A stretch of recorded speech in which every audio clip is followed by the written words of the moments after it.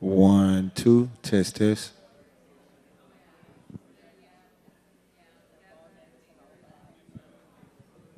Test, test.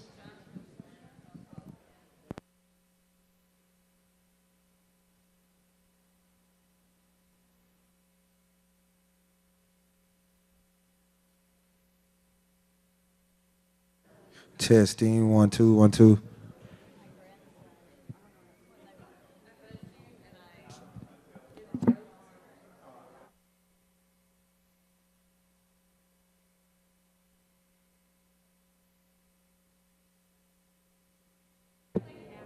Test, test.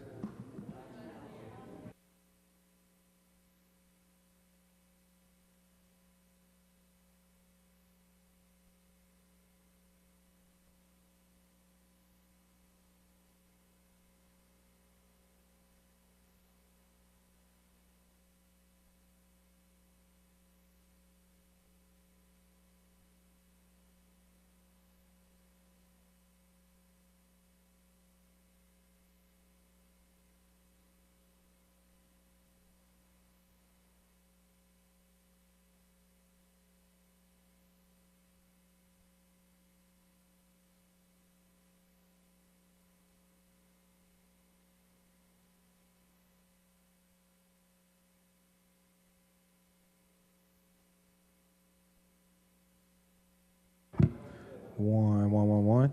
Two, two.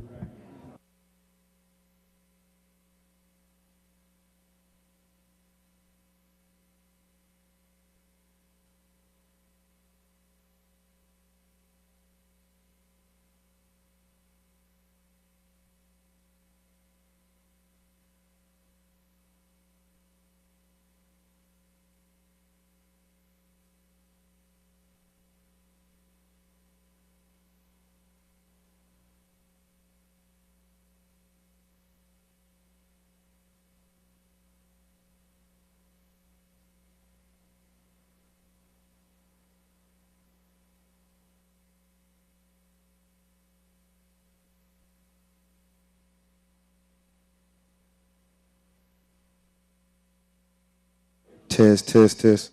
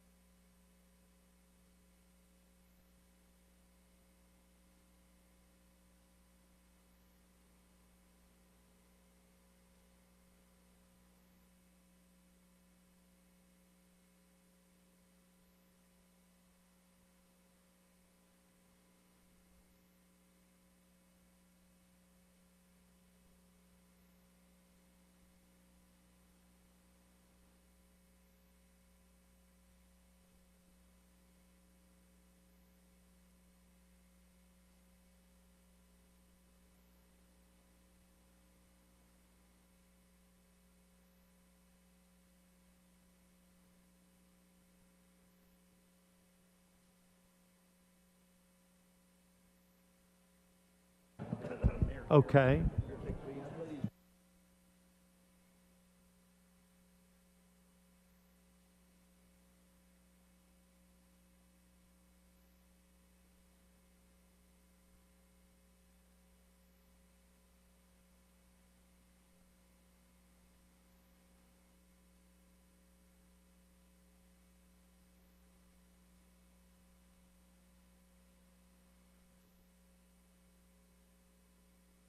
Okay, it's time to get started. I will call this special meeting of the Lawton Water Authority to order. Thank you. Please call the roll. Hankins. Harris. Chapman. Gill. Hampton. Uyghur. Williams. Present. Warren. The quorum is established. Business item number 1, receive a briefing concerning the recent proposal submitted for the management and operations of Ralph's Resort and direct staff as necessary. Dwayne. Mayor and Council, a few months ago, we started the process for soliciting proposals for the management operation of Ralph's Resort. That process has been completed. We had 4 proposals that were turned in. We're here tonight to make a recommendation on direction as far as choosing what we feel is the best proposal and seeking authorization to move forward with negotiating a contract that we could bring back for your final approval. Just real quick, of the 4 proposals, 3 of them were relatively similar, would keep things more or less status quo. There would be a few changes, but there was one proposal that really stood out amongst the 4. I'm not going to say that it's over the top, but it's pretty ambitious. But we think we like it. Basically, from the financial standpoint, the Ralph's Family Resort LLC, which is owned by David McCall, he's proposing an initial 5-year stint where he would pay the city $1,000 a year plus 2% of all the gross revenue, excluding any fuel sales. And you'll remember there's no fuel at that place at this point. Upon completion of the first 5-year term, Mr. McCall would seek a 20-year extension with basically 4 5-year reviews. So there'd be every 5 years we would do a review. Mr. McCall also says his proposal includes an annual lease to increase to $5,000 per year beginning in year 6 and would increase $1,000 per year for each year thereafter, not to exceed $20,000 a year. The proposal would also continue to include the 2% gross revenue, 2% of the gross revenue we would be paid up until year 10, where it would then increase to 5% every year thereafter.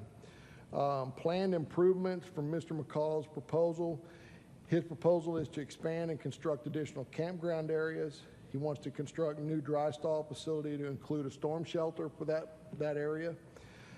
Replace existing fishing arenas and old wet slips with new wet slips. Work with the city to construct a new store and remodel the existing store into a cafe. He also plans to construct some cabins. He said 5, so we'll see how that goes, for the purpose of renting those out. Beautify Ralph's Resort by removing all the debris left from the old boathouses and overburdened trees, things like that. We did meet with Mr. McCall, and he talked about improving the shoreline areas where some of the overgrowth was. Gradually increase the rates for the campgrounds and boathouses, dry stalls, wet stalls, to get closer to what we're doing at the Schoolhouse Slough area. One of his plans is to take the Wayne Gilley City Hall, or not Wayne Gilley City Hall, pardon me, turn Wayne Gilley Pavilion into the location where the new store would set. And after that was completed, he would renovate the old store into a cafe. In visiting with Mr. McCall, it's pretty apparent that he has what he believes is the means to make this happen.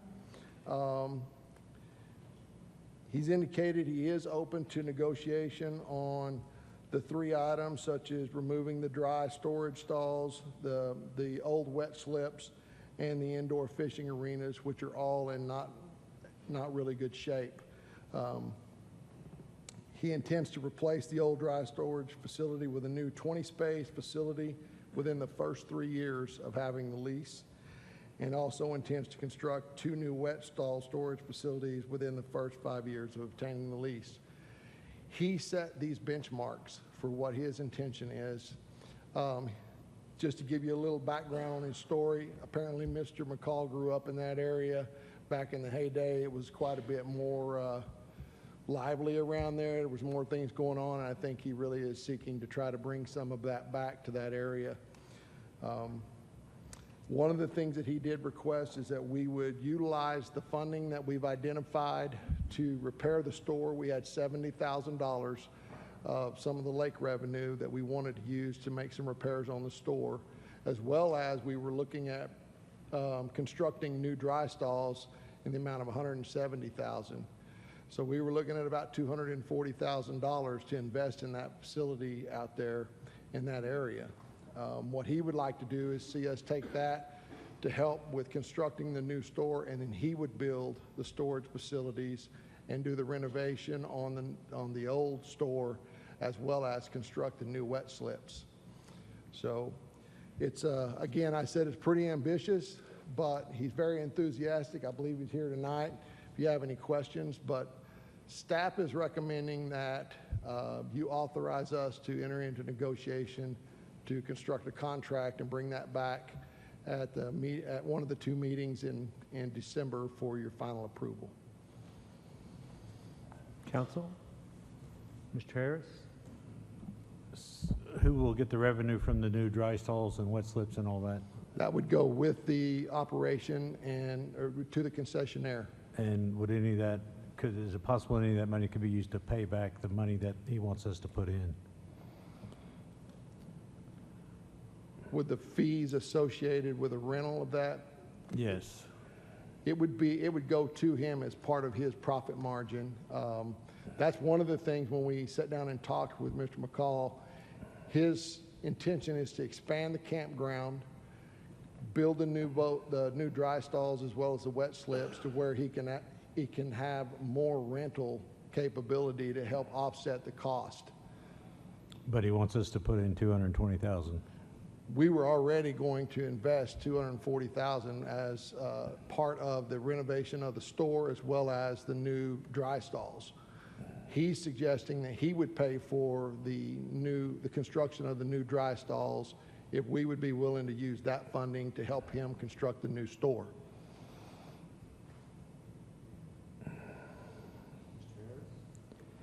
Thinking, but Anyone else? Mr. Warren? 6 of one and half dozen of the other, really. It's just, I think, what's getting paid for by who. It all remains property of the city of Lawton, correct? I'm glad you brought that up. That's something I probably should have said. At the completion of the 25 years, something that's different in this agreement would be that we would own all of it. If he's able to maintain the lease of that property for that 25-year window, at the end of that time period, it would all belong to the city, but there would be no buyout like we've seen in the last 2 leases for concessionaires. One quick question, though, to follow up on that. Let's say, and I hope that it wouldn't, but at the end of 15 years, at some point in there, it hadn't been profitable for him or whatever, and he wants to leave. Does it then revert to the city, or is it a prorated amount, or how are we? That would be one of the issues we would negotiate. I would assume that we would put some type of a formula to prorate what that number would look like. Who does this have managing the boathouses and dry stalls that are out there now? Does it have him managing them? He would manage the campground, the dry stalls, all the boathouses, the wet slips, the store, and the cafe once it's constructed. Okay, why do we want to do that at Ellsworth when we didn't want to do that at Latonka?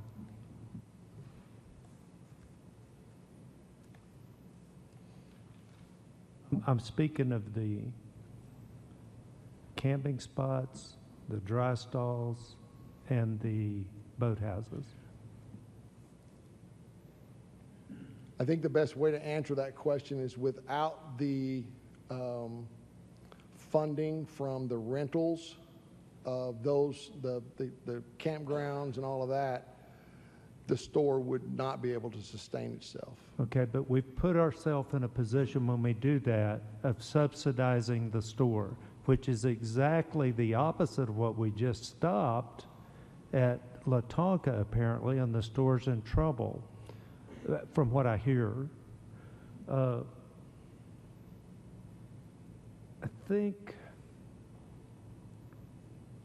kind of think we need a comparison, and I still haven't had my answer from my question last time. Is everything available 2 miles away at Porter Hill that we're trying to make available at that site, with the exception of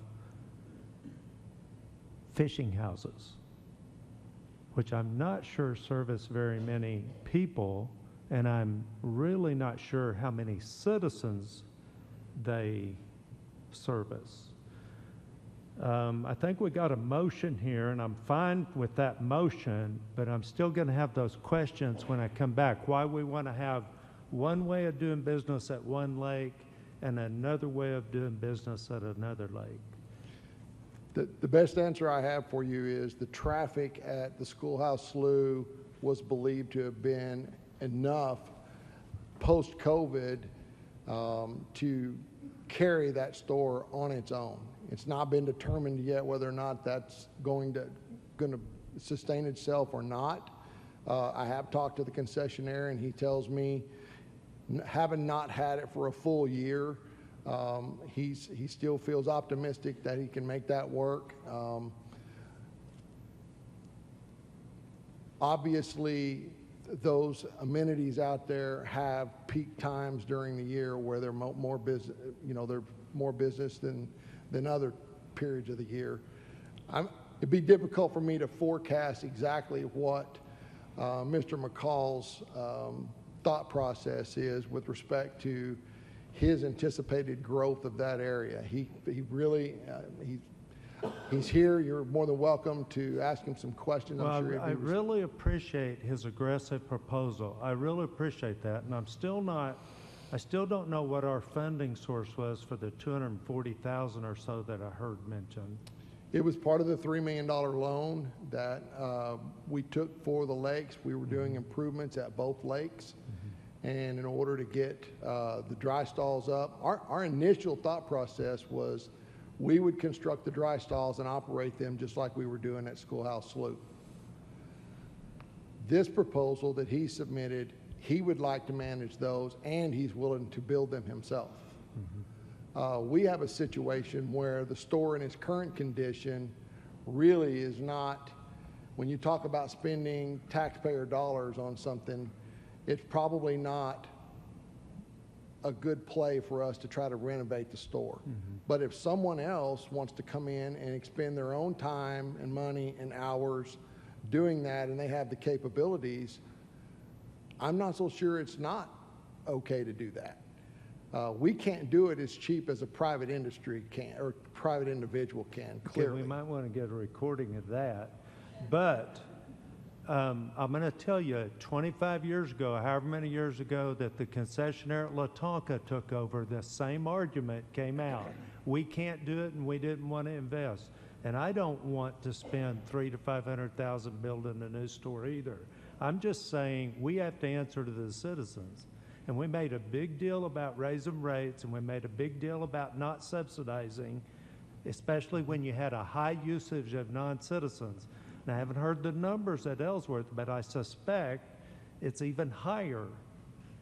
I don't know why I suspect that, but I expect this citizen usage is lower and non-Lawton citizen usage is higher, I suspect. But I'm okay with moving forward, but we're going to have answers if we're going to change the rules. We're going to have more than air pictures. We're going to have to show how it's going to work out, okay? Do you want to make your motion? Yeah, I had just one more question. Dwayne, some of the boathouses out there, I'm amazed that they're still floating. Are we going to require those to be upgraded like we have the ones at Latonka?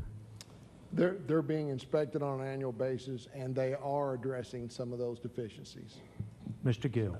I have a question. Hold on just a minute. Mr. Gill has a motion. He's been trying to get in, and then we'll have discussion or debate. Before I make my motion, I would like to put things out there for consideration. This motion that I'm fixing to make is not to accept this proposal, not to sign an agreement. It's to continue negotiations to see if we can answer these questions. I'd like to also know how much money he wants to put in and the schedule of how much he's going to put in and how he's going to do that. Because I don't want the city to be in a position where we're just putting in money to get that money back. If we want to go out there and have a service for people to be able to use that lake, then we need to address this issue.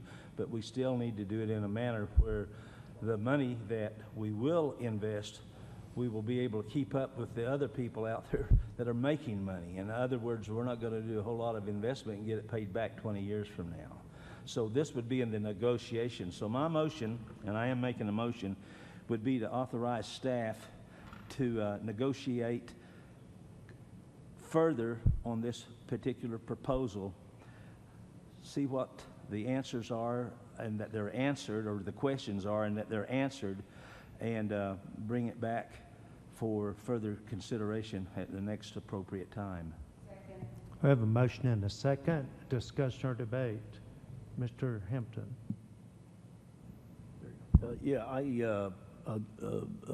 I was just wondering, as we were here talking about the difference between Schoolhouse Lou and Ralph's Resort, I was thinking of the differences possibly in both of those in the services and how things are set up. As far as I know, we lease. It's almost like several different entities out there with leasing the houses and the store. Everything's separated. This particular thing you're talking about is more of of one person taking care of everything that's there. As part of that, when you bring that back, can you take a look and maybe let the council know what the differences are between the two areas that are going to be serviced? I can answer that right now, if you would like. The Schoolhouse Lou is specific to the city of Lawton, manages all aspects of the Schoolhouse Lou campground area to include boathouses, wet slips, dry stalls, and all the campground areas. We do not operate and manage the store. Everything else is under our management and operation. The difference is, with respect to Lake Ellsworth and Ralph's Resort, it is still under a similar lease like we had with Mr. Waller at the Schoolhouse Lou, where one person managed all of that. The traffic at Lake Ellsworth is significantly less right now than Lake Latonka, due to the fact that Lake Latonka is more of a recreational lake as opposed to Lake Ellsworth being more of a fishing lake. Again, this goes to the intention and the anticipation of Mr. McCall and what his intention is. He believes that as Lake Latonka continues to fill up and get more crowded, that more and more of those patrons are going to come to Lake Ellsworth because it's the next closest place, and it'll have a more suitable environment. Okay. You know. And the added part of that is I'm concerned about the understanding of what's going to happen as far as the infrastructure needs there. I do know that over at Latonka, the roads were tore up. There was not any maintenance. The bathroom facilities were not up to par.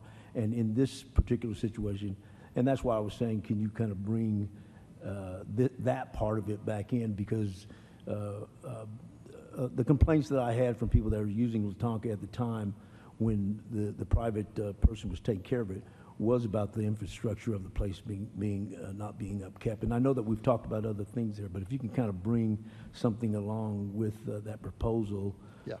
to address that item. And do I need to make an amendment to that motion to ask him to do that part? We can bring it. Sounds like he'll do it. So Okay. I think you're all right. All right, thank you for answering Check that. with him. Mr. Warren? Just one quick thing to add on to that when y'all are negotiating, because that was my concern, I think is what Alan was getting at, is at Latonka, we are looking at part of that revenue to be used for roads and Wi-Fi and things of that nature. Whereas if we're not going to be getting that revenue at Ellsworth, how are we going to provide those services? So if we can work that out while y'all are discussing. Further discussion or debate? So we're looking at a store that's probably, if we know that the store at Latonka is not viable right now on its own, then we're looking at a store at Ellsworth. Basically, our choices are we subsidize the store, or we just don't have a store and they drive up the road to Porter Hill to get their minnows and beer. So, from that standpoint, I don't see the value in this to the average citizen. I'm not saying it's wrong, and it sounds like a great plan. I mean, I love all the ideas, all parts of it, but I do, as the mayor said, I think we can't do one thing at one lake and another thing at the other lake. But I'm still willing to look at it and see the details and see what you bring back. Please vote.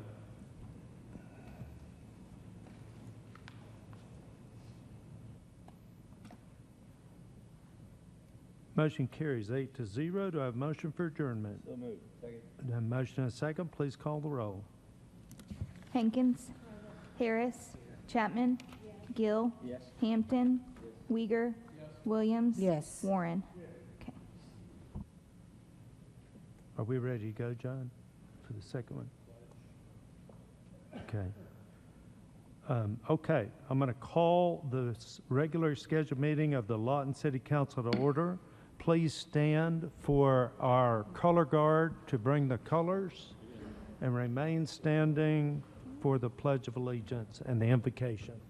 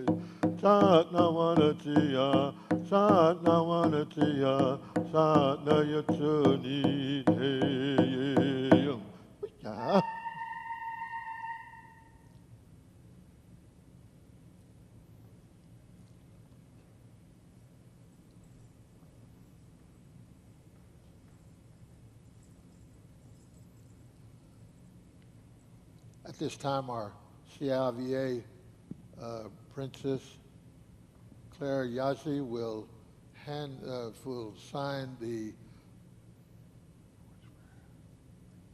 Lord's Prayer. Our Father, which art in heaven, hallowed be thy name. Thy kingdom come, thy thy will be done on earth as it is in heaven. Give us this day our daily bread, and forgive us our debts as we forgive our debtors. And lead us not into temptation, but deliver us from evil. For thine is the kingdom, and the power, and the glory forever. Amen.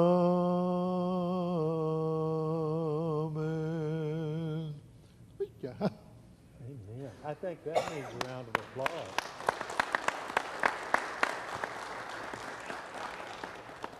On the Mac. Gene, are you leading in the pledge or are we? Okay, let's say the pledge. I pledge allegiance to the flag of the United States of America and to the republic for which it stands, one nation, under God, indivisible, with liberty and justice for all.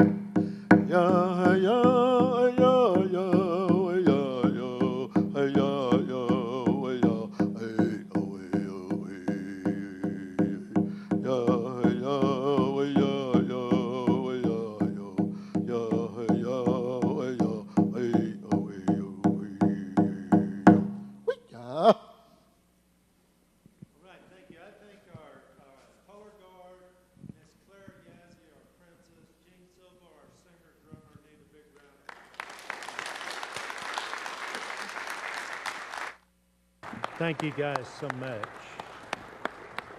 Please call the roll. Hankins. Harris. Chapman. Gill. Hampton. Uyghur. Williams. Present. Warren.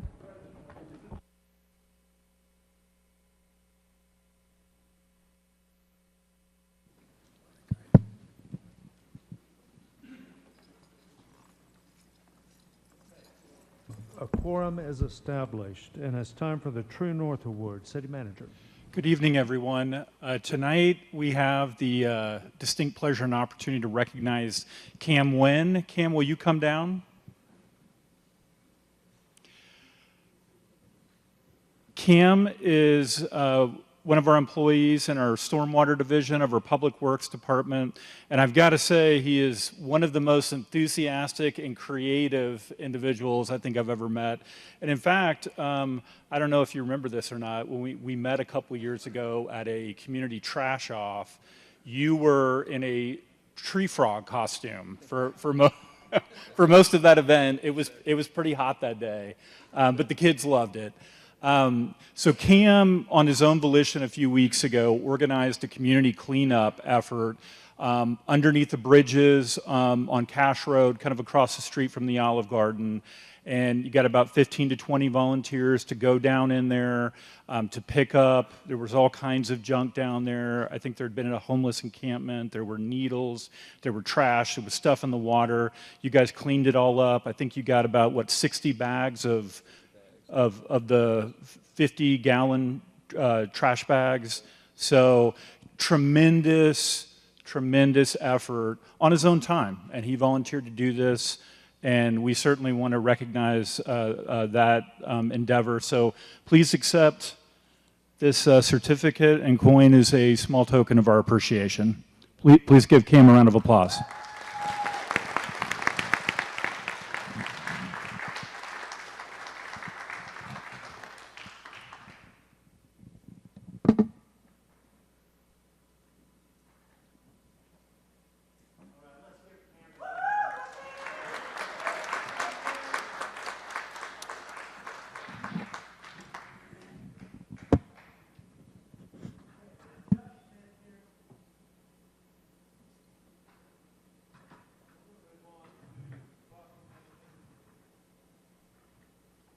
Okay, first I'm going to do the extra mile.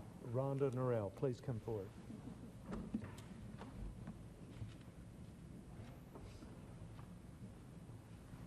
You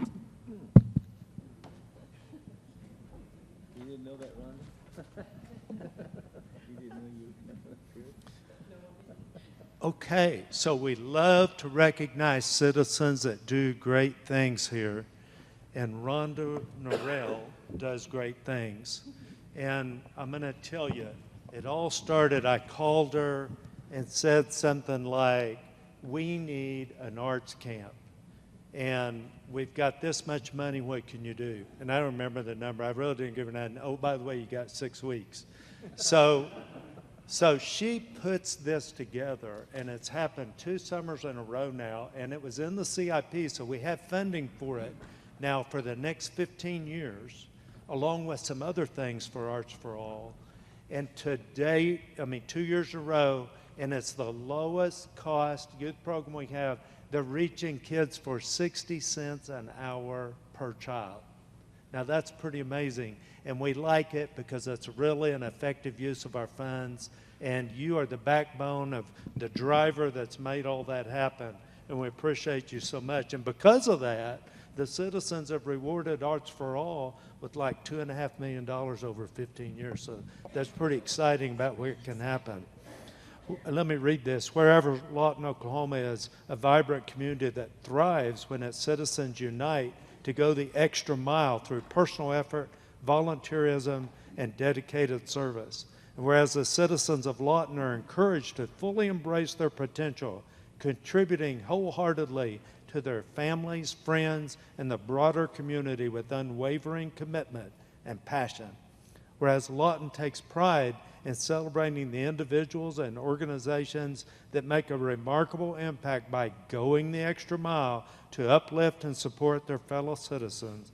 And whereas Lawton proudly aligns with the mission of Extra Mile America to establish 550 extra mile cities across the nation and enthusiastically supports Extra Mile Day.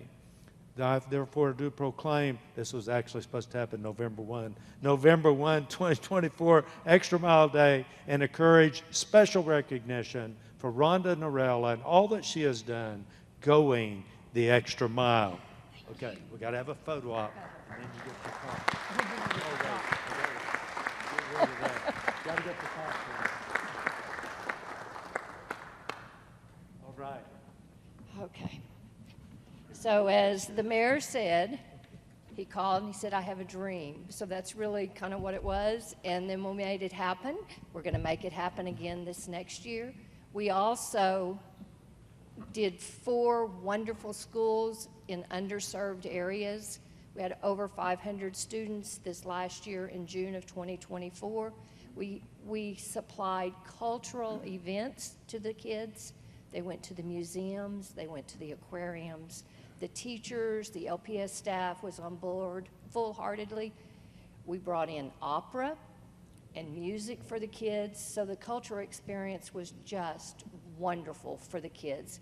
We also did a Native American experience, and I know we're getting ready to recognize that as this month, and the children loved it, the teachers loved it, the parents loved it, and we're looking forward to doing bigger and better things this year and hoping we add 2 more schools. So we're hoping to be at 6 schools this next year. So thank you all for the citizens for supporting this and for you for doing it for us. All right. Big round of applause. Wait a minute, before you go. I want to make sure everybody understands why this is important. And it's important for lots of reasons.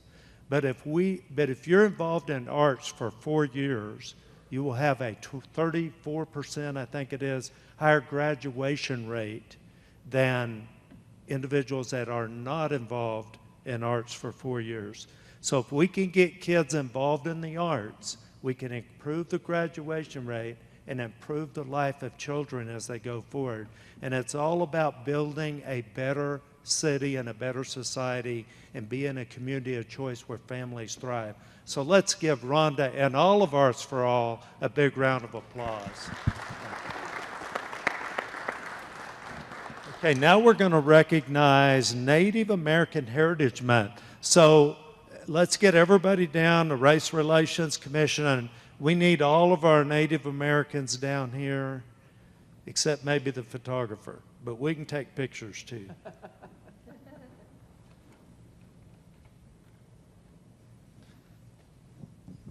Okay, don't get behind that or they can't see your banner. Yeah.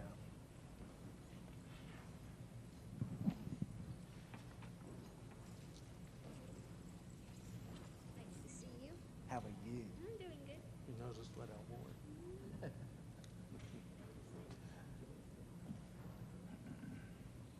All right, so this is Native American Heritage Month, and I think we've had a fitting society, a fitting program led by our Native Americans. And, you know, this were former lands of the Kiowa, Comanche, and Apache. And so it's important that we understand our history here in the city and in the area, and I'm excited to do this. Not to mention my favorite little Clara Yazzie, who handmade my tie. Let me show that off a little bit. Show up my tie, okay? And Clara handmade that for me, and so it's pretty special, and I'm going to be presenting you with this proclamation, okay? Whereas the history and culture of our great nation have been significantly influenced by Native Americans and indigenous peoples, the contributions of Native Americans have been enhanced freedom, prosperity, and greatness of America today. Their customs and traditions are respected and celebrated as part of a rich legacy throughout the United States. Native Americans are inextricably linked with the history of the United States, beginning with the Pilgrims' arrival at Plymouth Colony and continuing until the present day. Native American contributions are woven deeply into our nation's rich tapestry. During National Native American Heritage Month, we honor and celebrate the first Americans and recognize their contributions and sacrifices. Native Americans have influenced every stage of America's development. They helped early European settlers survive and thrive in a new land. They contributed democratic ideas to our constitutional framers. And for more than 200 years, they have bravely answered the call to defend our nation, serving with distinction in every branch of the United States Armed Forces. The nation is grateful for the service and sacrifice of our Native Americans. And I might add right there that Native Americans are the largest people group to serve in our armed forces per capita. Whereas Native American Awareness Week began in 1976 and recognition was expanded by Congress and approved by President George Bush in August 1990, designating the month of November as National American Indian Heritage Month. And whereas Native Americans are a testament to the deep importance of culture and vibrancy of traditions passed down throughout the generations. Native American men and women contribute to all areas of life in Lawton, Oklahoma, including but not limited to government, business, arts, sciences, medicine, education, law enforcement, and the military. I do hereby proclaim November as Native American Heritage Month and encourage everyone to acknowledge the importance of Native Americans in our society. And I encourage you to look at my tie and appreciate Ms. Clara Yazzie. All right. Here you go, sugar. Do you want to say something? Hello, everybody. My name is Clarity Omziazi. I am the CIVA 2024-2025 Princess. It is an honor for me to be the person who leads our youth into getting awards like this, into being recognized like this. It is such a true, it's a true honor for me to be bestowed this award, this proclamation. And I know my late grandpa would be very proud of me today. Thank you. All right, thank you, Clara. Give me a hand. Thank you guys so much. Yes, sir. Mayor Booker, my name is Kevin Polepashko. I'm the advisor for the Comanche Indian Veterans Association, and we love Ms. Yazzie to death. She has done a lot for our veterans. We have a strong relationship with the Oklahoma Heritage Foundation. You talked about history. So we have a long-standing with them with the Military Hall of Fame, and we do have a lot of our Comanche Nation members that are inducted into the Military Hall of Fame and also the Military Hall of Honor. Last night we had during our annual Veterans Day powwow and celebration, the Oklahoma Heritage Foundation came down to the Comanche headquarters, and myself and 13 other fellow veterans within the Comanche Indian Veterans Association were inducted into the Oklahoma Hall of Honor by the Oklahoma Military Heritage Foundation. And we're proud of our princess because during the annual celebration they had up there in Norman for the Oklahoma Heritage Foundation, she got to sign the sign language and represent our Comanche veterans along with, we had other 5 tribal veteran groups there too. And like I said, she shined with the other princesses that were there on stage. Well, we're really proud of her. We are proud of her, and I do notice on that beautiful uniform, I don't see an I Love Lawton Fort Sill pin. So let me give you one. I know that doesn't compare to the tie you gave me, but I'm so proud of you. Let's give them another round of applause. Goodbye, sugar. Thank you, guys.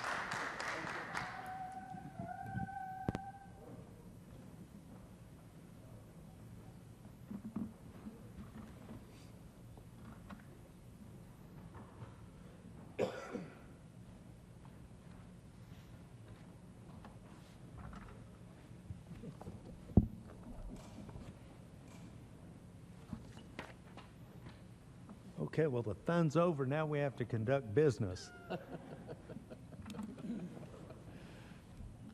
Time for reports from the mayor and city council. We're going to start with our Fort Sill liaison, Colonel Baird. All right, there we go. Hit the wrong button. All right, well, first of all, I want to say thanks to the city of Lawton and the surrounding communities for a great Veterans Day yesterday. And for Larry Parks for leading the charge on Monday morning. So thank you for your time out there. It was really awesome. So really appreciate that. I know it was felt across Fort Sill and the veteran community. I also want to remind everybody on the 22nd of November, we have our Christmas tree lighting ceremony. And then our Chris Kringle Market starts at 12:30 at the Old Post Quadrangle, the OPQ on Fort Sill.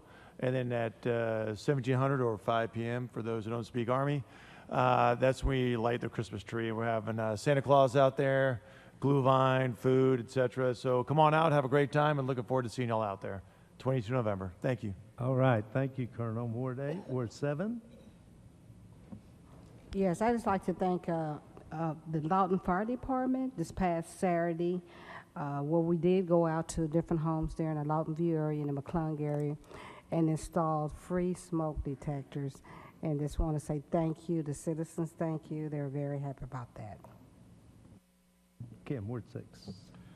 Thank you, Mayor. I'd just like to say that it is great living in Lawton.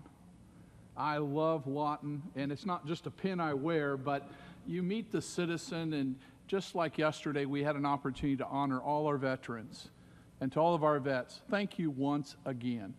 Words just don't seem like enough to express the appreciation. You know, we're free to pray, we're free to say amen if we want to, and those freedoms came at a price.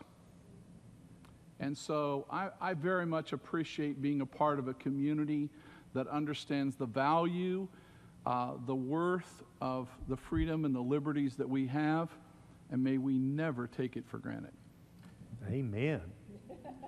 Ward 5. Here, here, salute to that. Thank you, Mayor.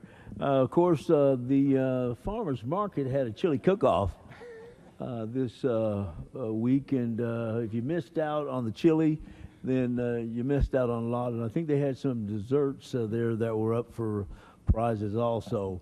Make sure you put that on your calendar to get out, socialize with the rest of the Lawtonians out there around some food. That's what we Americans do.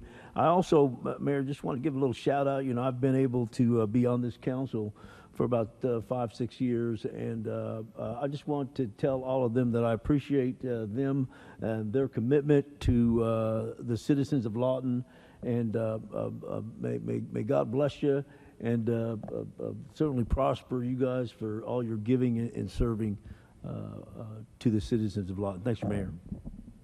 Okay, and Ward 4. I'd like to say I'm proud to be a vet. We have several vets on this panel up here and in the council, and I feel safe. And I would do it again. All right. If you noticed on Gore, we're about to open it up. We're about to get that bridge done, so we'll have our traffic back to normal, and the streets across town are still being worked on every day, along with utilities every day. Lawton's really growing. We're making a lot of new stripes. Causes a few slow problems here and there, but it's worth it in the long run. Thank you. And Ward 3. The work that Cam did cleaning up underneath that bridge, this is in my ward, and I kept envisioning 60 55-gallon bags. I mean, that, and for his crew to be volunteers to do that on their own time. I really appreciate that. Yesterday, Cameron University had its annual Veterans Ceremony, and Colonel Reginald White was the speaker there, and it was interesting. He did a very wonderful job, and if you ever drove by that, to see those 7,000 flags all over the campus, it was beautiful. And also, I believe we're having a holiday parade on Saturday the 16th at 6 p.m. And 1800, okay. We don't want you to be late. 1800. In Elmer Thomas Park, so this is a great family event too. Thank you. Ward 2. That's awesome. Saturday I had an interesting evening. As I was driving through downtown, I saw somebody walking down the street with one of our garbage carts, just boogieing down the street like this was normal. And I thought, this isn't right. So I circled back around and said, hey, buddy, what's going on? Do you need some help? And he said, well, I'm taking this to my mom's house. I was thinking, well, how did it get away from your mom's house in the first place? And he said he was coming back from McMahon Auditorium, where they had given him some stuff, and I thought, well, let me help you load up the grocery cart or the garbage can in my truck and then give you a ride home. And tried to lift the garbage cart, and it was so heavy I couldn't lift it. So I said, well, hey, what's in here? And I opened it up, and there was a whole bunch of our Christmas lights from Elmer Thomas Park in there. And I said, well, I don't know that these belong to you, but I said, let me take those out, and you can continue on your way. And underneath the Christmas lights was about a $400 miter saw that had come from somewhere. And about this time, the guy kind of just walked away. But my point to this whole thing is I'm encouraging people, if you see something that seems out of place, it probably is. And say something. Either call 911. I don't recommend you do like I did and accost the guy on the street. That probably could have been bad. But you know, when you see somebody going down the street with 2 bicycles, you've got to assume that he probably only started with one. And so pay attention to what's going on in your neighborhood. And when you see something, stand up and say something. If you see, and where this is No Cart November, so if you see a grocery cart sitting out where it shouldn't be, call the city and we'll come get it rounded up somehow and get it back to its owner. But let's clean up our town, pay attention, and take care of your neighbors. And Ward 1.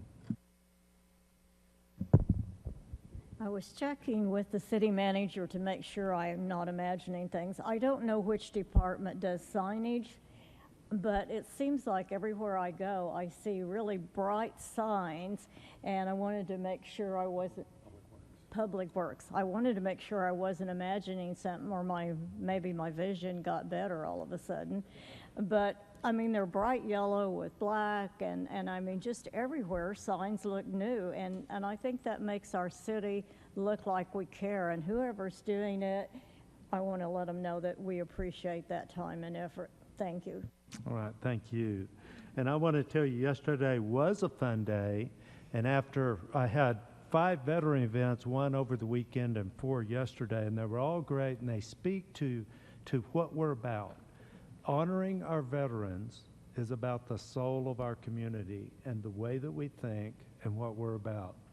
I get on Monday with the mayor last night, and they asked me about, are these construction projects about to wrap up? And I said, yeah, they are about to wrap up, and we got a bunch more about to start. The citizens voted for roads to get fixed, and we're going to fix roads. And so you can expect a lot of orange cones around town and 25. We'll have to find out something that rhymes with orange cones, won't we? I'll work on that. It's going to be good. Now, audience participation. We've had nobody fill out a form or request to speak, so we're going to skip over audience participation and go to the consent agenda.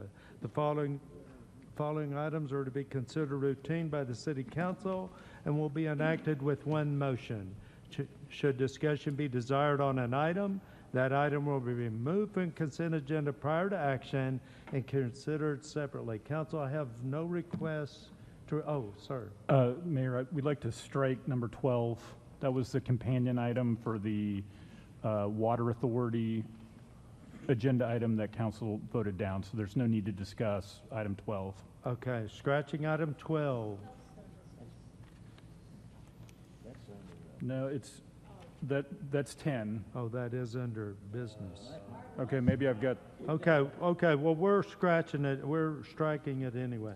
Is there anything on consent? I've got the wrong agenda then. Seeing none, can I get a motion for consent? So moved. We have a motion to approve consent. Is there a second? We do have a second. Please vote. Why do we have 2 agendas?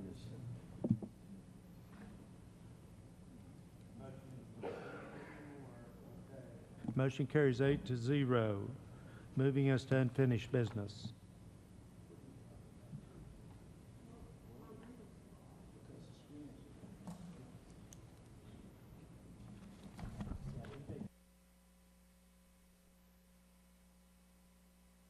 Okay, we have a little clerical issue to take care of. This is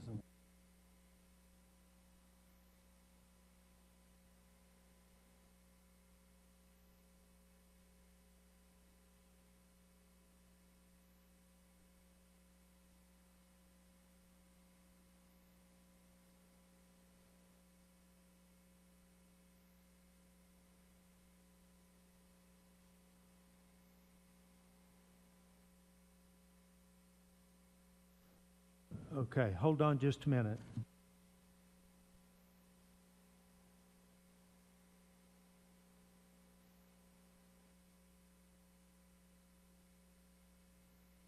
Okay, we will use what was posted online as the official agenda, and we will be going by that. So the consent agenda has passed. Not sure where the error was, but you just passed the 10 items. I'm going to give everybody a chance to look at that and make sure you knew what you were voting on because of the confusion.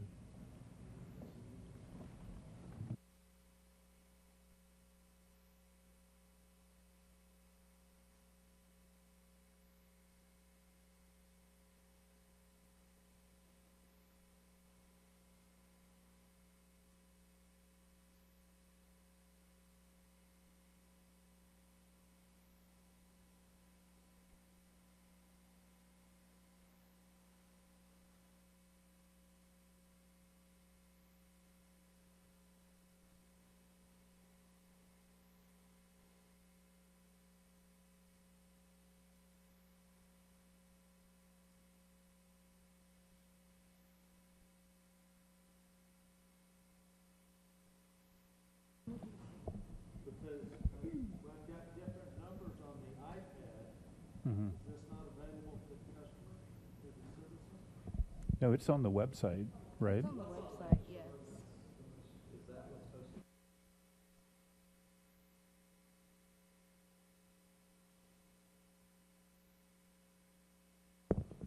Yes, I believe whatever's on the computer would be what Donna Lynn would have posted online. I'm not sure that's correct. I don't think that Or maybe- this is for us, and we put notes and everything on. I'm not sure the public sees this. They see the agenda. Yes, we need to get an some- agenda packet, right? Yes, yeah, I got an email with this copy here. But we're gonna make copies right now of the one from the computer. That way, we can ensure that that's Okay, what's, okay, just a minute. I want to operate off of what the citizens see online, okay? Right. So give me just a minute. I'm going to figure it out. What I'm seeing on Registar, if that's what's posted online.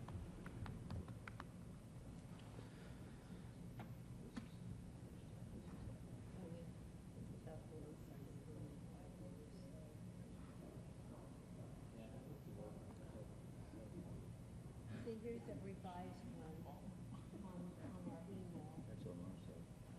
That's only on our email. This is not what the citizens see.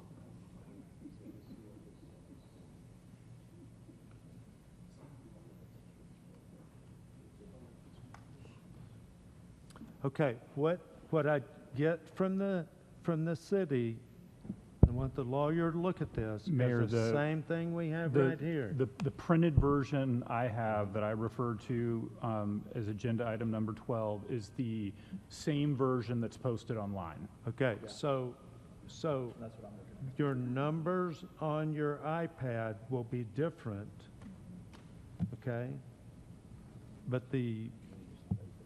But we're going by the agenda that was posted for the citizens, okay? And so, Mayor, we'll strike item 12. Okay. And let's see, we were going to do, I had a request to move something to the front, but I can't remember what it was. Forvis? Was it Forvis? Okay, that's item 16. We're going to take care of item 16. Receive a presentation and consider accepting the financial statements and audit report on the City of Lawton for fiscal year ended June 30, 2023, as presented by Forvis Mazars LLP. Good evening, Mayor and Council. We have with us Cynthia Burns from Forvis. She has been our lead auditor. She will be presenting to you the opinions and findings from the 2023 audit. Okay, just to clarify, this is ending June 30, 2023. That is correct. Yes. Okay, thank you. I'm very happy to be with you this evening, and I'm very appreciative of the City of Lawton, again, allowing us to complete audit work for the city. And we're very appreciative of Rebecca and her team in helping us to complete the audit. And we have completed the financial statement portion of the city's audit. And you have received an unmodified opinion on that audit, which is the best opinion that you can receive. No adjustments were made as a result of our audit to the city's financials. So Rebecca's team and with the assistance of Brenda at Crawfords and Associates, very good, clean product and audit. So we are today doing the required communication to those in charge of governance as the city council, and just to let you know that we have completed that financial statement portion. We are currently working to get the portion that is the audit for the federal awards. We expect to have that done this month, and then once we have that done, the reporting will be done. The required auditor reporting to the state will be done, and we also expect to have that completed in November as well. Was there supposed to be a copy of this attached, of the opinion? No, sir, it will be released tomorrow. Okay, come up, I can't hear you. I apologize, Mayor. It will be released tomorrow. Okay, so then there's nothing for us to Nothing accept? to view tonight. She's giving you a verbal presentation, which will be followed tomorrow with a document. Yes. Okay, all right.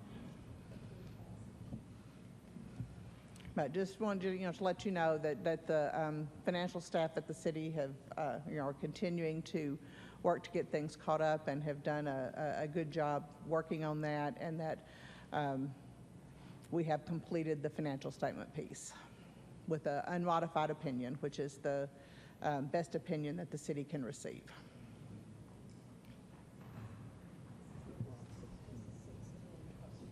We've kind of got a little distracted up here. And I'm not sure if you're ready for questions or if we've interrupted you. No, if anyone has any questions, I am prepared to respond. Okay. And we look forward to receiving a report tomorrow, is that right? Yes. Okay. Mhm. All right, Yeah. and that's already been filed, right? Well, this is the financial statement piece, and it will be filed with the state once we complete the federal awards piece before the end of the month. Okay. Before the end of the month? Yes, yeah. Okay. Our expected date to have that required communication with the state is by the end of November. Okay, and there's no action for us to take on this because we haven't been presented with. No. So, and I don't see anybody wanting to ask questions, so we'll thank you for coming. Well, thank Thank you. you. Okay, and we've got another out-of-town presenter, and that's item 10. Receive a presentation from CREOKS Health Services, Inc. regarding the extension of a new mental health services in Lawton, Oklahoma, and authorize the mayor to sign a letter of support for this endeavor.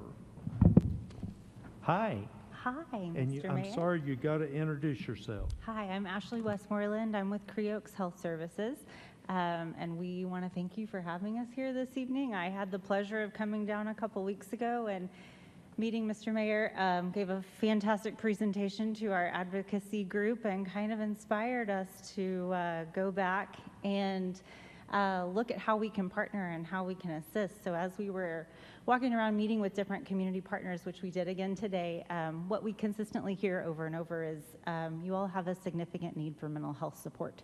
And that is what we do. We've done mental health support for 40 years. We partner with a variety of cities like yourself. We have 27 sites across the state. I provided you a whole lot of information in this packet, and what I would tell you is our reach is wide, our programs are diverse, but what we like to do is we like to come and partner and walk alongside each city because not each city has the same need. And so what we have done historically, our last partnership was with the city of Broken Arrow. So we did the same thing we're doing with you all. We started having community meetings saying, what is your need? How can we assist? How can we walk alongside? Their biggest need at that time was crisis support services for their police department. Their police department was very entangled in mental health issues and was diverting a lot of resources to mental health at that time. So we were able to develop a collaborative partnership, work with their police department, alleviate that burden for them so that they can get their police force back on the streets and doing what they need what they need to be doing. We also, there was a lack of coordination of services, and so we were asked to come in and do a community resource center. So we opened a community resource center, which I don't know how familiar you are with Broken Arrow, but it's the 4th largest city in the state, and it's a pretty affluent community. But they have, regardless, 460 unhoused youth.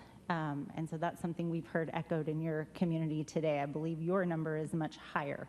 And so what we were able to do is provide a community resource center where those youth can come, they can receive the counseling services they need, they can receive food, clothing, access to housing, showers, all of the resources that we provide. We kind of centralize those and put them in one place.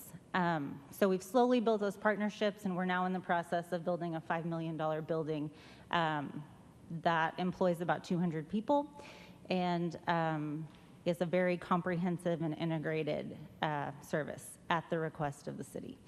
And so what we have today is a lot of information here, but what we're asking is how can we support you and how can we walk alongside you? And we've met with Ms. Brenda with Next Homes. Today we met with your city manager, Mr. Ratliff, and we met with Ms. Taylor earlier. This is our second meeting with her. So we're starting to form those partnerships and try to better understand how we can be an asset to your city, and how we can walk alongside your already existing and amazing support system. You guys have an incredible philanthropic community and people that are willing to come to the table and talk about hard issues. And that's half the battle. So are there questions? What we're looking at here, first of all, appreciate you taking an interest in our city, and we do have mental health needs, so I really appreciate that. And what you're looking for is authorization for me to sign this letter of support, and how will that letter of support be used? So the Department of Mental Health kind of has, they call them catchment areas, where they try to control the amount of providers in one service area. So the services that we provide, we are funded through the Department of Mental Health. So you have a contracted provider in this area. So before we could receive approval to be an additional or supplemental provider, the department would have to approve that. So we have a meeting with the commissioner, the deputy commissioner, on Friday of this week to propose that we be allowed to be an additional support for mental health resources for this area. So it would be used for that purpose, to show that the city is interested, the community members are interested and in need, and that it would not be in excess. Okay, council, do you have questions? Ms. Hankins.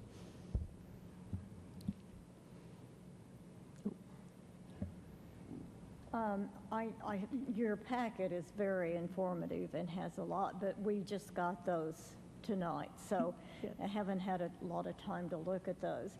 But it is funded through the Department of Mental Health, is that right? Correct. Okay, you're not a private. We are not a private, we are a nonprofit 501c3 with funding through the Department of Mental Health. So if we are contracted in this area, we would be contracted to service your indigent population as well as those that have the ability to pay. So we are not allowed to turn down any one person for services. And it comes at no cost to you. All those are all state dollars. And would you work with Taliaferro, or would it be a separate thing? Can you inform us about that? Yeah, so it would be a DCO agreement with Taliaferro, which means we would essentially subcontract through them to be able to come in and provide additional supports to them. Okay, so you're just asking for permission from the mayor and the city council to pursue this? Mm-hmm. Yeah, and it's a letter of support. We're actually approving a letter of support. Yeah. Okay. Other questions? Yes, Mr. Hampton. Yes, thank you. Appreciate you guys coming in and taking interest in our community. Just a question about the word support.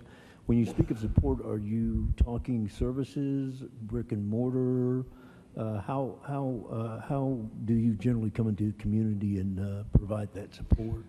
That's a great question. So we allow the community to kind of define what do you need from us. So like I said, in the city of Broken Arrow, we're in the process of building a very extravagant $5 million building.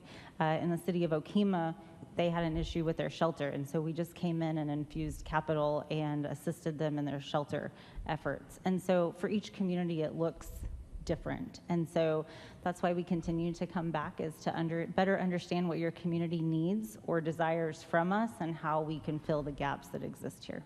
Okay, am I in error to understand that if it's a brick and mortar, then you provide the staff and services and all that's needed to help that community out? Then? Absolutely. And one of the models that we use a lot is what we call embedding. So we embed workers, for instance, with the Department of Human Services. So we can send our workers there, allow them to work in that building with those staff as a part of that unit to understand that culture and be readily accessible to the families that they need us to be accessible to. We partner with 150 different school districts across the state, and we utilize embedded workers in those areas as well. So we can do our own separate brick and mortar, but we can also come alongside as a partner and support in existing infrastructures. Okay, wonderful. And to piggyback off of what Councilwoman Hankins was saying, and this is just kind of personal, you guys been operating how long in the state? We've been operating for 40 years. 40 years, and this was initiated through the governor's office, or how was that initiated 40 years ago? Do you know? So our name, Creoks, stands for Creek, Okmulgee, and Okfuskee counties. So each county has they had a community mental health provider, which essentially was charged with caring for the indigent population. So we were that provider in 3 counties. We've since expanded to now service 8 counties. And in last year's review by the Department of Mental Health, we were rated the #1 provider of all CCBHC services across the state. So our expansion is due to the quality of the work that we do, and we've found that success through partnership. Wonderful. I like the idea of bridging the gap with the 501c with the government and the private sector. Again, appreciate you guys coming in and taking interest. Ms. Hankins? I don't know, I'll push that. I will make a motion at this point that we pursue this just as looking at this and evaluating it more, and have the mayor sign off on the research. So we'll need to know a little bit more, and we will know more as we go. I realize we've heard a lot, but I still kind of would want more clarification. Okay, so your motion Understandable. is to authorize me to sign Yeah. the letter of support. Is there a second? We do have a second. Discussion or debate? Please vote. My card is in the folder, so if you have questions, I'm happy to take those. Motion carries 8-0. Thank you for coming. Thank You guys drive careful, okay? All right, now we're going to back up to number 9. Hold a public hearing and consider adopting a resolution declaring the structures located at 908 Northwest Bell Avenue to be dilapidated pursuant to Section 651 Lawton City Code, ordering the owner to abate the nuisance, authorizing summary abatement, and authorizing the city attorney to commence legal action in district court to abate the nuisance. Josh. Thank you, Mayor and Council. This is a property that was brought last month, 908 Northwest Bell Avenue. Had no water account since 2024, with a fire date of August 17, 2024, as well as September 1st, 2024. And Josh, was this the property that the owner claimed there was an open arson investigation on? This is not that property. This one, the owner of this property had a medical procedure done. It has to be tabled.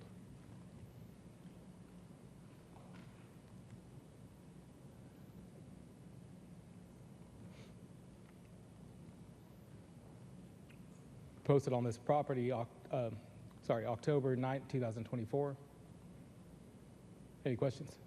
Yeah, do we have a standard amount of time after a fire that we give the property owner to get the property covered, because the insurance, this is August, September, October, and we're just starting not even at the 15th or about the 15th of November.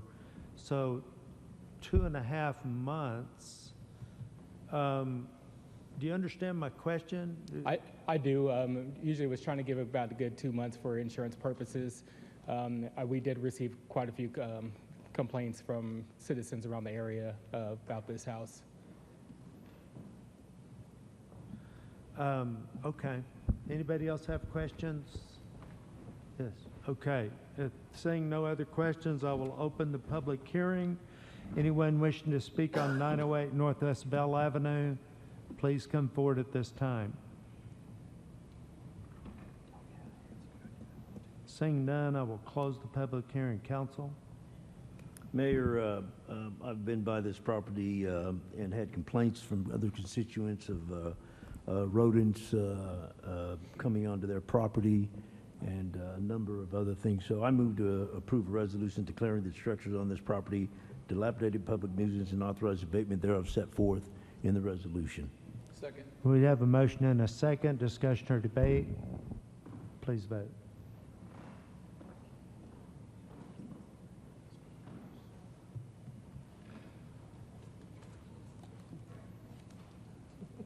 I need two more. One more. I need one more. Okay, motion carries 7-0. And that'll bring up item 11, receive public comments on the usage and allocation of unallocated sales tax revenues received from July 2020 to June 2024. The unallocated funds total $8,425,974.94. Rebecca. Mayor and Council, this is the second of 2 public hearings required in order to allocate these funds. This is the format. If anyone has a recommendation for that CIP category you would like to see the funds spent in, that recommendation would be now. And Finance will come back either the 1st or 2nd of December, the 1st or 2nd meeting in December, to get that allocation budgeted. Okay, and before I open the public comment time, I want to clarify that these funds are inflationary, can only be spent on what is in the resolution of intent by the council, and that is items that the citizens voted on. So at this time, I will open the public comment period. Anybody wishing to speak on these items or this unallocated fund total, please come forward at this time.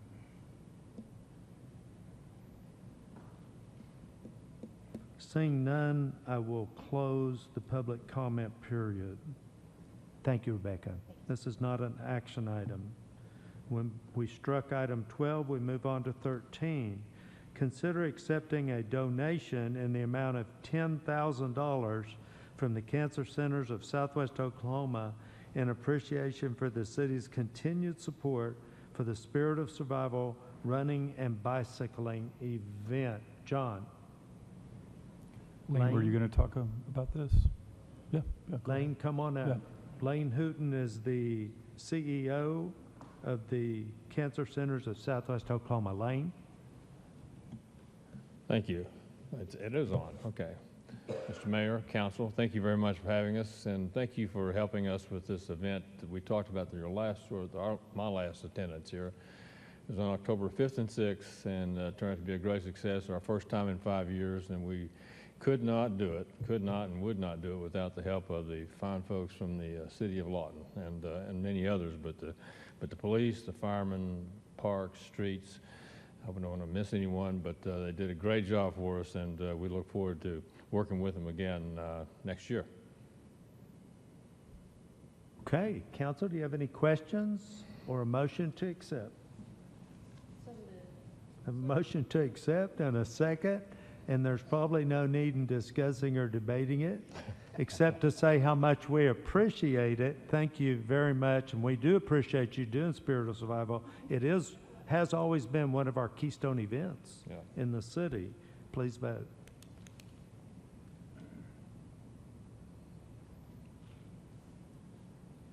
Motion carries 7-0. Thanks again to the Cancer Centers Thank of you, Southwest and Oklahoma. thank you all. Thank you, Lane. Okay, and that was item 13. Brings up item 14, consider an ordinance pertaining to administration, amending section 239-362 and creating section 239-366 and section 239-367, division 239 of Article 23, Chapter 2, Lawton City Code 2015, relating to boards, commissions, and committees by changing membership requirements for the Youth and Family Affairs Committee, establishing the process for the appointment of a chairperson, providing requirements for Youth and Family Affairs grant applicants, and clarifying the role of the City of Lawton's internal auditor in the Youth and Family Affairs grant process, provided for severability, providing for codification, and establishing an effective date. Cynthia. Good evening, Mayor and Council. I'm here asking for approval of ordinance changes pertaining to the Youth and Family Affairs Committee. The mission of this committee is to serve the at-risk youth and provide them with career and life skills that hopefully is going to help their lives so that they are going to be staying away from our criminal justice system in the future. And so the Youth and Family Affairs Committee, also known as YFAC, is funded by Propel. These ordinance changes are recommended to ensure that these funds are being spent in the way that the Lawton residents voted for them. There are 4 main parts to this ordinance change. It adjusts the membership criteria. It establishes procedures for appointing the chairperson. It sets up criteria for the applicant to request funds, and it also clarifies the role of the internal auditor.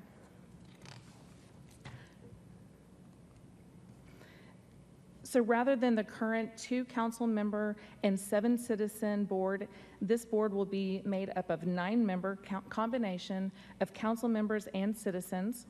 The number of council members will be less than that is needed to establish a quorum. Membership will be balanced with people with experience in business, financial management, and social services. The requirement will remain to have the members qualified to study and evaluate the opportunities for youth of all ages.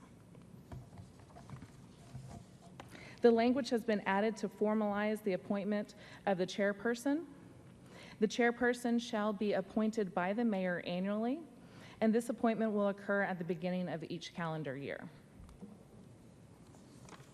The following have been added to ensure that the proper and lawful use of these funds, accountability of receipts, and successful implementation of eligible programs aimed at developing life and career skills to enhance our youth. The application period shall begin on the first business day in December and close on the last day of January. The committee will review the applications, determine approval status, recommend a proposed budget by April 1st. The council will be presented funding agreements to consider during the June meetings.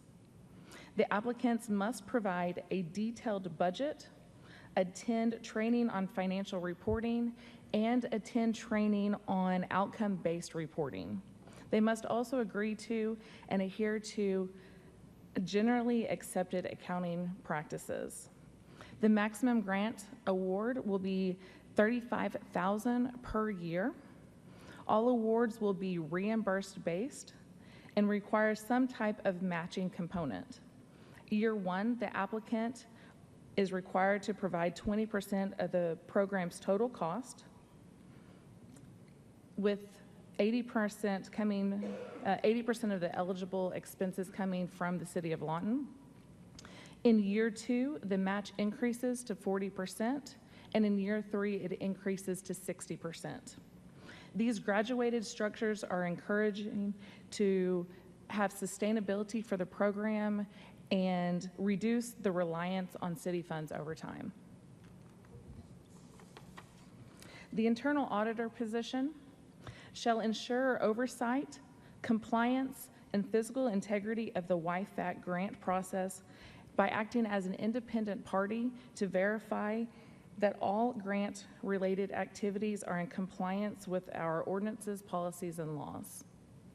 The internal auditor will also coordinate the mandatory pre-application training regarding the application procedures, financial documentation standards, and the compliance expectations and allowable expenditures. This position will also work with the award recipient through compliance monitoring and verify that the reimbursement claims and address any discrepancies that there may be. Lastly, the position will submit a comprehensive report to the council detailing the status of each grant, any non-compliance issues, and then I will also make any recommendations for changes so that we can continue to improve this program. So in closing, this ordinance is really about formalizing the city's commitment to our youth. We want to make sure that they have programs in place to help them thrive in 25 and beyond. All right, and that almost sounds like on target and on time, too. So that was very good. Really a good presentation because that was a lot of changes in that ordinance. But, council, I want you to know that the two council members that are on that committee, Ward 1 Councilwoman Marianne Hankins and Ward 6 Councilman Bob Weeger, were involved in making sure we got this, working with the staff, working with the legal, the auditor, and other staff to make sure that we put together something that was right for the citizens and did what the citizens voted on. So if you have any questions, we'll try to answer those for you. Otherwise, would you like to make the motion since you were involved in?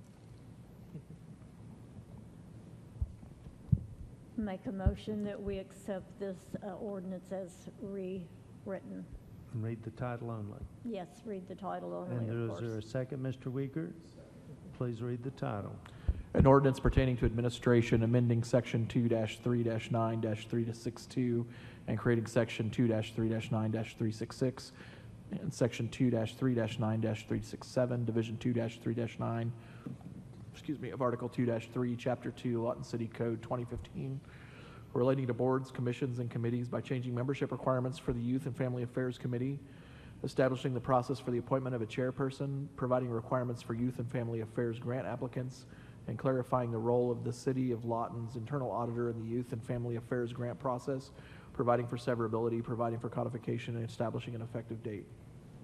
Okay, and before we vote, I'll be appointing Mr. Weeger, the chairman, in January, and he will serve as the interim chairman until that time. Please vote.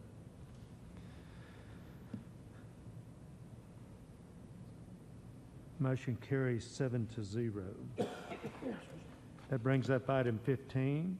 Consider approving an ordinance pertaining to administration, amending Section 211102, Division 211, Article 21, Chapter 2, Lawton City Code 2015, relating to meetings of the council by updating the time of council meetings to 6 p.m.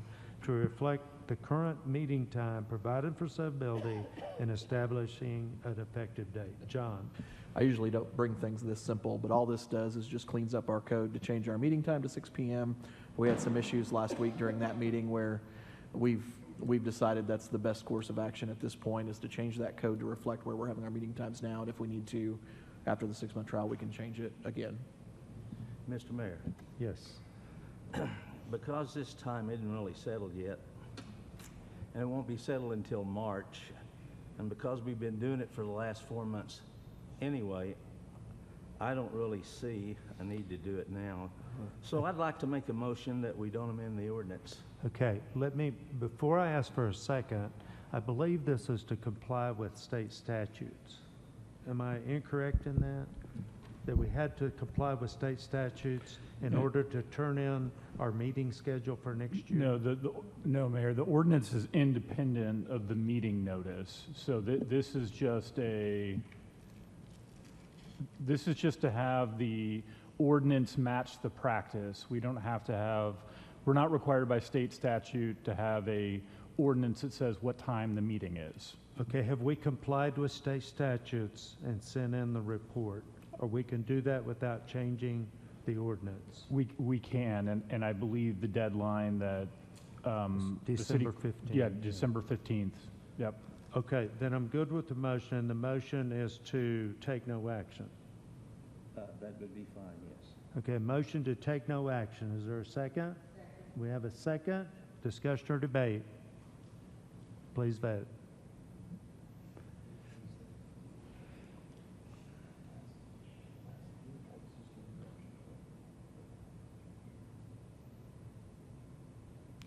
Okay, motion carries 6-1. Okay, and we've already done 16. Now it's time for staff reports. Item number 17, provide City Council with an update on the FY23 and FY24 audit process. Rebecca.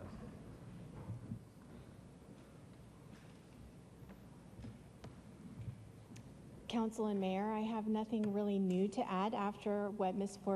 Burns with Forvis shared, but I would be happy to answer any questions if you have them. And I do have a question. I was a little bit surprised that that presentation was for 23 and not for 24. 24 ended, does it end, it ended in June? That is correct. It closed in September and it's due in December. Correct. Got you now, okay. Thank you very much. You're welcome. You got me on track. Got you scared? Yeah, you did have me scared, but it was my misunderstanding. So great job then. Any, council, any comments? Great job. Thank you so much. Thank you all. To your whole team. Item 18, receive a report from staff on short-term rentals.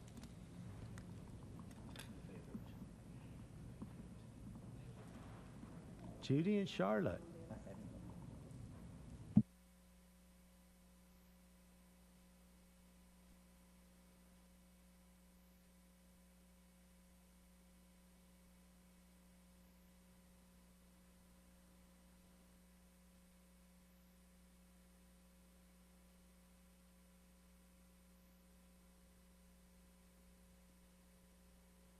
Oh, sorry. Thanks, appreciate it. That's why I'm here. Yes, my support team. We did go live with our short-term rentals with Decker Technologies. It is posted on our website, so we just kind of want to give you a brief overview of, there it goes, of what is there. It is already online, so they can easily, for new registers, they can go to lawtonok.gov, search for short-term rentals. It has the links out there. There is a 24/7 hotline for our citizens out there that have any concerns of neighboring short-term rentals. So kind of like a complaint hotline, you know, noisy neighbors type thing. Also, they have the option to submit it online.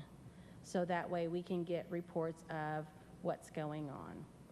So currently we have, they've gone through their process and there's 189 identified properties with 535 listings. That means that they have, each of the identified properties have multiple listings. So with Verbo, FlipKey, anything like that. And I want to show you, this is what we see on the back end. So as you can tell, we also included our lakes because that is within city limits also.